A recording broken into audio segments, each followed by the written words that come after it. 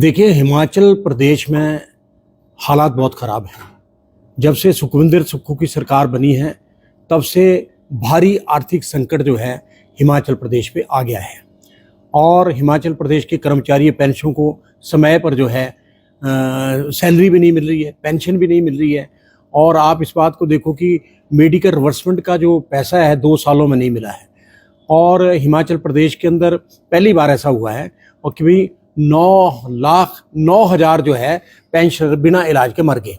तो आप बताइए, जो सरकार इलाज करने के लिए पैसों पर प्रतिबंध लगा दे, दूसरा भी जीपीएफ पर प्रतिबंध सरकार ने लगा लिया, अपना पैसा है कर्मचारियों का, और सिर्फ जो है प्रतिबंध लगा दिया 10,000 देंगे, बाकी नहीं देंगे।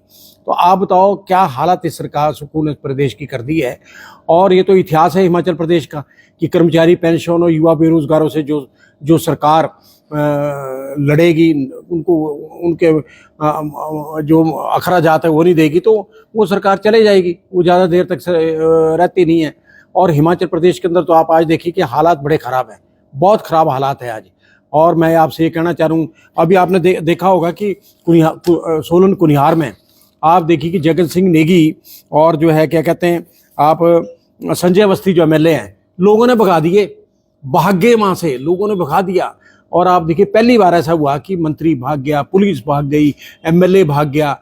और ये हालात पूरे प्रदेश के अंदर होने वाले हैं। अभी ये सरकार ने लोगों को ठग दिया। और आप देखिए कि 10 गारंटियां सुखविंदर सुक्खू कह रहे हैं, उन गारंटियों ने हरियाणा हरा दिया, उन गारंटियों ने महाराष्ट्र हरा दिया। अभी आपने देखा होगा कि CWC की मीटिंग परसों दिल्ली में हुई है, तो उसमें भी ये चर्चा हुई है कि हारे क्यों, हारने का कारण क्या था। तो कारण ये था कि भैया जो गारंटियां हैं वो जो है हिमाचल में 10 गारंटियां पूरी नहीं हुई। और सुखविंदर सुक्खू ने कहा महाराष्ट्र में जाके भी हमने 1500 जो है महिलाओं को दे दिया है, पर कोई नहीं दिया सर। वो कम से कम अगर दिया है तो 4-5 हज़ार महिलाओं को दिया है, बाकी कोई नहीं। हमने कहा श्वेत पत्र निकाले आप सरकार, अगर दिया तो श्वेत पत्र निकाले, हम आपके साथ हैं। आज मतलब जो है हालात इस कदर खराब हो गए। आप देखिए खनन माफिया प्रदेश के अंदर सक्रिय है, और आपदा के दौरान जो सारे जो क्रैशर थे सारे बंद कर दिए। ज्ञानचंद ज्ञानू जो देरा वाला था, उसका जो क्रैशर था खुला रखा, करोड़ों अरबों रुपए उसने कमाए। आज वो ईडी की गिरफ्त में है, क्योंकि सुक्खू के साथ उसके अच्छे बेटर संबंध थे और खुली छूट उसको दे रखी थी। अब जाइए बद्दी, आप देखिए बद्दी के अंदर बेचारी SP वहाँ पे, आप देखो हालात इस कदर खराब है सर कि जनाब वो जो SP है इल्मा इफरोज, आप उस पर दबाव डाला कि उसने वहाँ जो है कांग्रेस के कई जो नेताओं के जो खनन माफिया थे उन पे उसने हाथ डाला और उसको लंबी छुट्टी भेज दिया। मैं तो आज ये चाह रहा हूँ कि हिमाचल प्रदेश की जो IPS पुलिस एसोसिएशन है वो चुप क्यों बैठी है, क्या कारण है, चुप क्यों है, वो बोले उसके बारे में।